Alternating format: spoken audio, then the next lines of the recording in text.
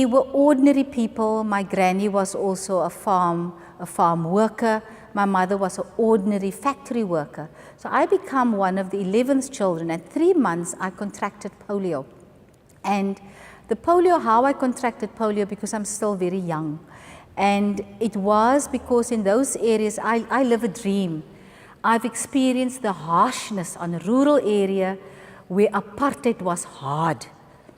Where it in particular, now living here, now in the new South Africa, I pinch myself every day to say to myself, my God, I've experienced transformation and the beauty of forgiveness. And I've contracted polio because the white clinic, the black clinic ran out of vaccine, and my granny and my mother, ordinary, who gone not through education really, they took me to this doctor to tell them that there's something wrong, and he just said, she's teething. Wat weet julle meide? This is how they, wat weet julle hotnot mense? And they didn't want to give me the vaccine of the white clinic, and in that way I contracted polio. But please don't feel sorry, because I think for me having polio was the best thing that could happen to me, because it has taught me how to live with so little, but also to survive. Because in those days you didn't have special schools, and I thank the Lord also for that, because I was forced to go to mainstreaming.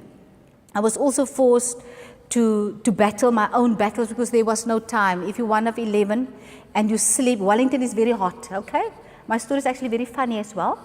Wellington gets 45 degrees, so I'm also a bad lover because I sleep straight jacket. Because I used to share a single bed with 2 other people.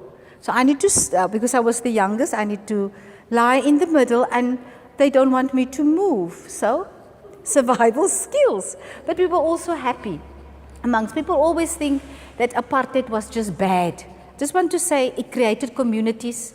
I also say is that in the community where I grew up with Muslim families, with different faith families. So the new South Africa is absolutely nothing for us. When I hear the battles that the other countries are battling with diversity, then I say to myself, wow, we were born into diversity on so many levels.